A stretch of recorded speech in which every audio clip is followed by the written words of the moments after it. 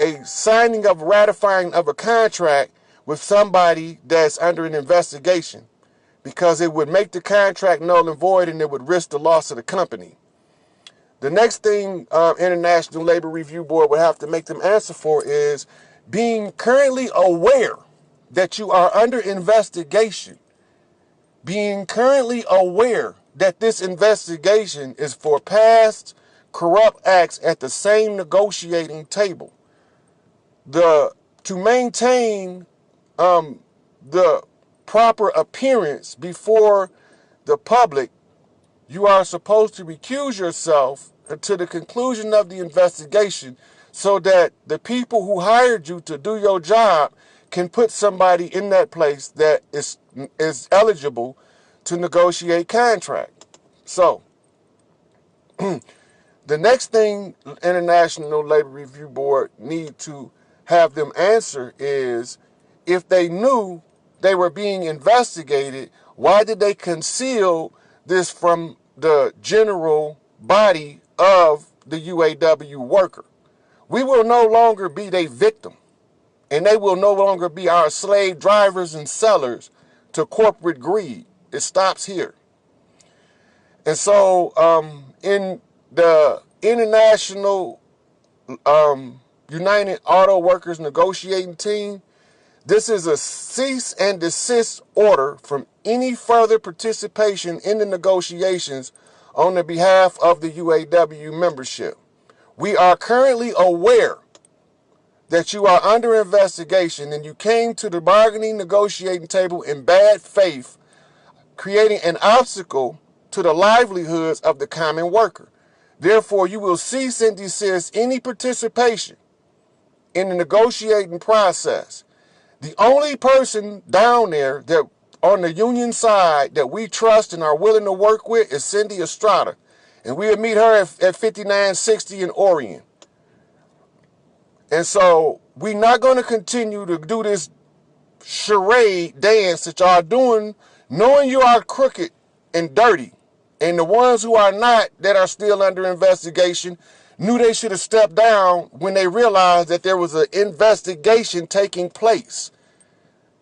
So this is the cease and desist order. All you corrupt bastards, back up. We're going to redo this a different way. The workers are going to come together. We're going to have us a good old-fashioned family dinner, and we're going to fix the problem. Because as long as they got this person right here on their team, I'm not going to sit back and let y'all play these games any longer. This is enough. This is the cease and desist order. This is the public notice. Now, on the heels of the public notice, the worker must do several things. They must reorganize a bargaining committee. My suggestion is that you only allow chairmen to sit in the negotiations, and the chairmen are to pick a spokesperson from among them. Cindy will be their spokesperson, and they're going to tell her what they want. And on the corporate side, we'll be working with all three companies simultaneously. We're going to have to do it different. All that secret squirrel negotiating, money in briefcases under the table days are over. This is not the old system, and it's not the old way. It's a new sheriff in town, and we're not buying it. The common man will no longer be a stepping stool for corporate greed, and we're going to put an end to it like this, in short order. So all you international, Cindy, we love you. You can come on down and talk to us over there. Make contact with Kelly Michelle. She'll tell you where to meet her at. And when y'all all make contact, then I'll come down there and talk to y'all. So we're going to do this cease and desist order to stop this goddamn dog and pony show. The company is playing the game until the worker becomes aware of the fraud. When the worker becomes aware of the fraud, any worker becoming aware of the fraud is at liberty to unveil the fraud. And again, I repeat, this is a public notice to International Labor Review to oversee this particular situation. And it is the cease and desist public notice for International Labor Review to cease and desist from participating in what you know to be a fraudulent act of contract negotiation, tainting the trust in the system for the common worker, undermining their livelihoods and the welfare of their lives and their children and their families. Enough of the games. It's over. We not playing this no more. They got the right motherfucker on their team to know what's the moves to make. It's a chess game, and I win. Checkmate, motherfuckers. You will not mistreat my people, and you will not subjugate them. This is a cease and desist order. All UAW membership, you ain't even got to go to the picket line. You're going to get every fucking thing you ask for. Because not only am I doing this cease and desist order, the reason I needed a rep from the UAW side is because I'm the #1 prime stockholder in all 3 companies. And they all know it. I can't directly, but I can referee. I can referee a negotiation that's fair, balanced, and equitable for the worker. So we're going to get out here and we're going to get this shit straightened out. And we're going to stop letting them tap dance on the worker. We work too hard. It ain't even about me. It ain't even about me because I can go shovel shit for a living. It doesn't matter. You will not mess over my coworkers, the people I worked with. That's my work family. When I'm not at home, I'm with them. That's family. When I'm not at home with my first family, I'm at home with my work family. So you're not going to fuck over my family, and we not going to fuck over yours. But you're not going to stay there. You got to go somewhere. So, Cindy, you can go and put their ass on blast now about all that motherfucking dog and pony shit they got going on down there. And Mary got your back. This is a women's revolution, y'all. If y'all don't know what's about to take place, y'all be prepared to be dazzled by women taking control of this shit where all these corrupt and greedy corporate types was hiding in the background, sucking all of the money out of the common man pocket. That's over. There's a women revolution. Mary Berry is the front leg out, and her issue is workers being mistreated by corporate greed in the sisterhood. That was the issue she picked up. Cindy Estrada picked up the treatment of family and family members in the workplace. That was her pet issue she picked up. We done with the games, y'all. This is the public notice. So anybody who can't figure it out now, it's about to be exposed. The corruption is over. Business is not as usual because they messed around and got the baddest motherfucker ever born on the side of the common worker. So this is the public notice.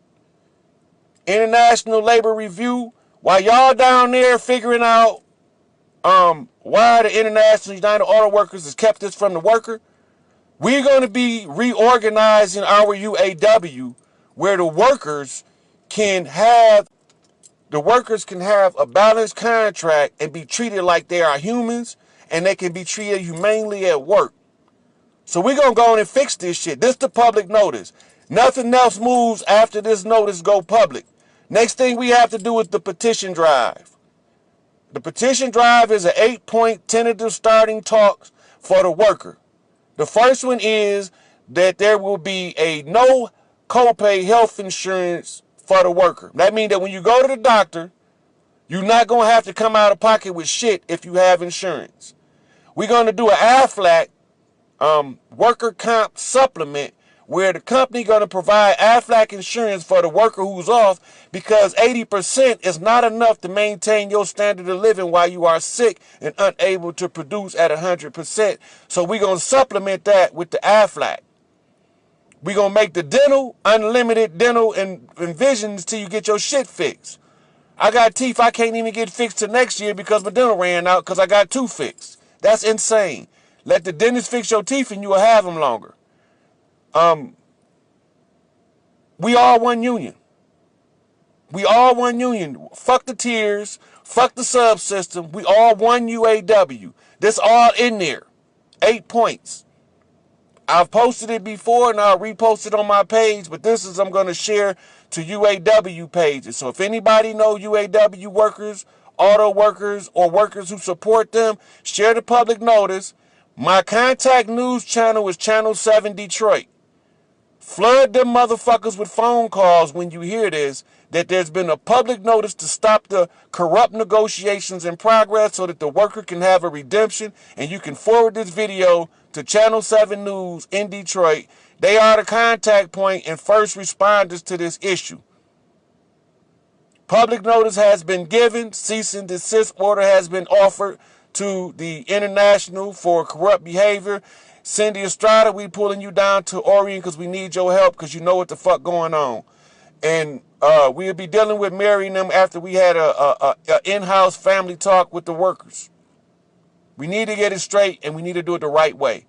I'm tired of standing in the background watching my people be treated like shit and be lied to and deceived. Y'all don't deceive me. Public notice given, 72-hour response time from the International Labor Review Board is at play. They have 72 hours to issue a public statement responding to the public notice about the issue at hand. International Labor Review will also have the UAW determine the course of action to take to follow up on the public notice before it goes any further. So there will be a petition drive from the workers to determine if the worker is in support of the public notice in order for it to proceed. Prepare for that worker. Prepare to sign the petition.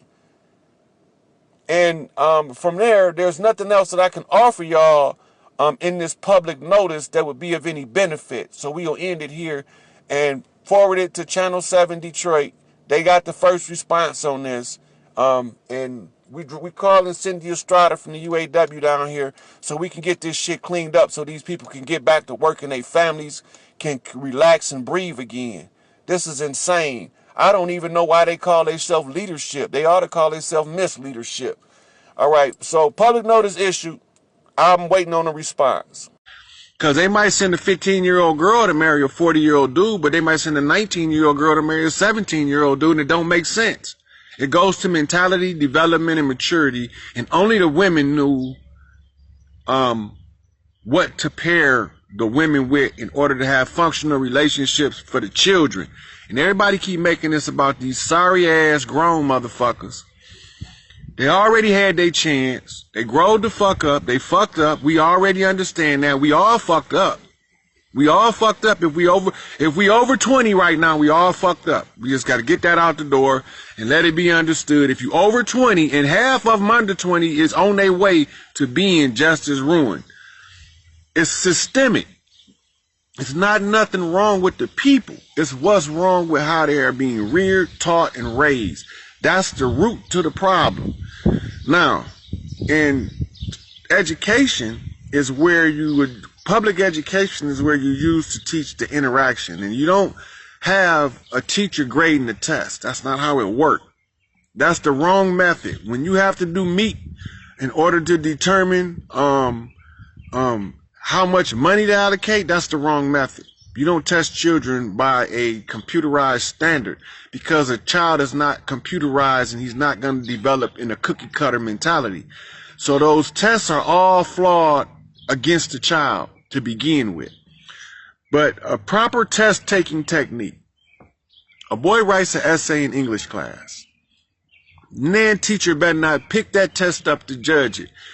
They bring in, because the boys and girls are taught in different classes because they have different learning periods. The boys learn best when they're in that hyper time of the day, normally not too long after they wake up. And they not used for learning at that time. Boys, they gotta go. They gotta burn that excess energy off. Whereas girls wake up, they more focused, they more concentrated. So they should be learning in the first half of the day while the boys playing. The second half of the day, the girls are now they wore out. Now they want to go do some physical exertion. In the afternoon, the girls go out and play, and the boys come in and learn. That's the way that it is the natural rhythm between the two genders as far as the learning curve. If you capture the learning curve correctly, then they'll learn how to deal with each other better. So the boy read his essay to a group of 6, 7, 8, 12, however many girls it is. They sit him around and they sit him up in the seat. And then the girls ask him questions about what he wrote. And they keep notes and then they go back and discuss it with the elder, which if they 8-year-olds,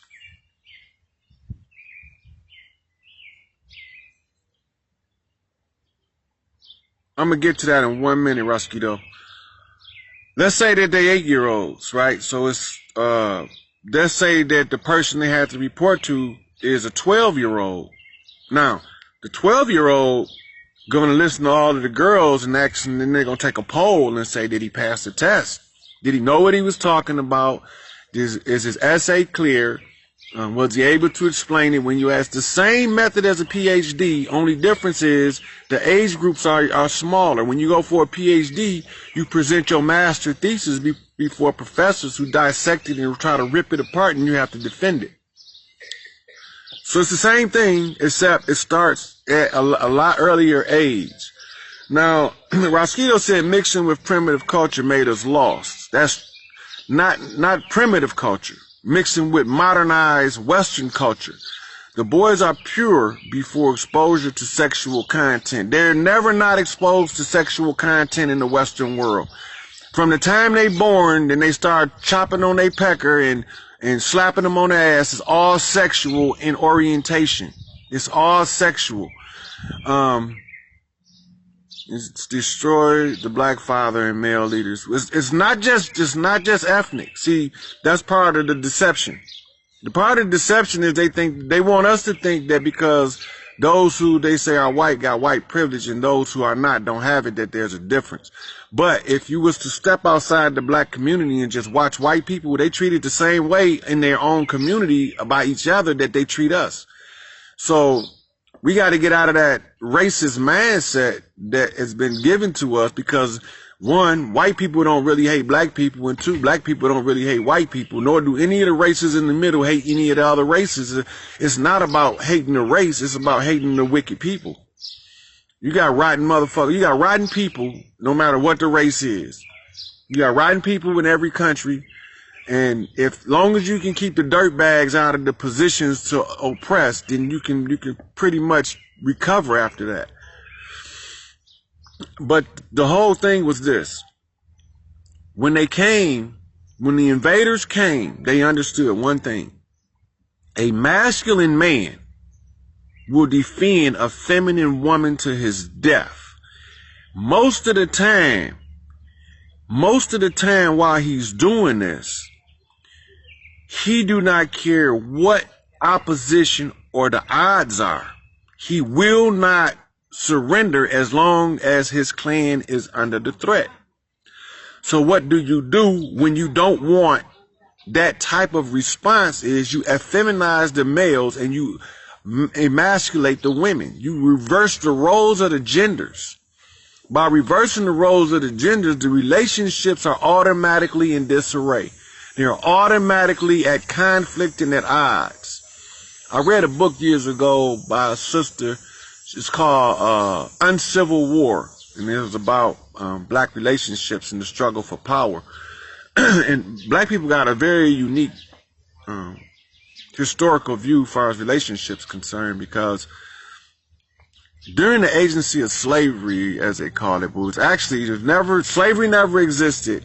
We was prisoners of war. Y'all gotta get that in y'all head. Stop saying slavery and start saying when we lost the war, we was POWs. The war is over. We finally won. It's a wrap. So we never was slaves. We was POWs. We was prisoners of war. And the war march had us believing that black men were incompetent to run a household.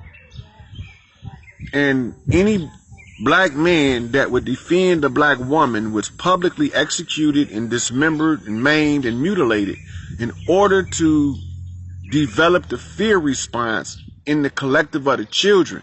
That's why we react more now in 2019 from the position of fear than any other emotion. We don't act from rage as much as we do from fear. We don't act from love as much as we do from fear, hate.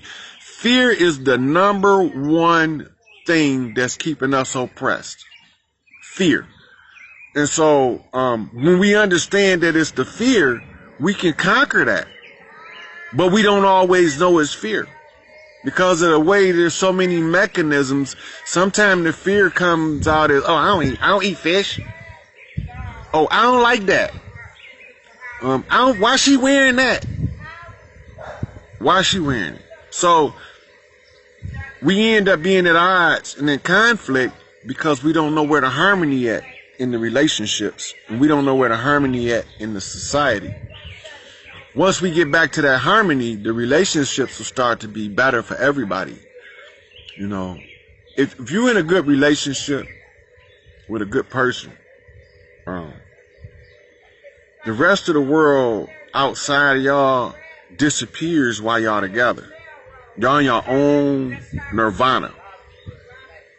And then when you go out in the world, you're so much stronger as a person now because that person is in your life. And it's a level of inspiration, right? So the level of inspiration reaches the heart chakra and it turns on some shit that is, whew. I got women doing, woo, girl. It turned that on. Most of us men can't handle it. If we don't know it's coming and it hit us, we gonna tear shit up because we don't know. We never know what that stuff was. He got him pussy whooped. No, he in love. No, he pussy whooped. No, he in love. We can't tell the difference. It's a difference. Because if it's just the sex, if he's controlled by the sex, people can talk bad about her as long as they don't talk bad about the sex, you see. But if it's the person and it's not the sex, and somebody say something bad about her, or if he feel like he can't protect her, it will fucking drive him mad, and he gonna deal with it one way or another. You're not gonna disrespect this person even though they not there. And I'm looking through my book of life, and one of the pages said, I always knew when you had my back behind my back. And what do that mean? You see dudes talk about a chick to his homeboys, talk bad about her to his homeboys, and when he get there with her, he ain't gonna say none of that stuff he just told his homeboys. He gonna tell them nothing about, man, I can't stand her coochie stain. None of that ain't gonna go on while he with her. But when he get back with his homeboys, he ain't right. Because he don't got her back, behind her back. When he hear his sister say something bad about her, and he know it's not true, he not gonna say nothing because he only care about the sex anyway. So it's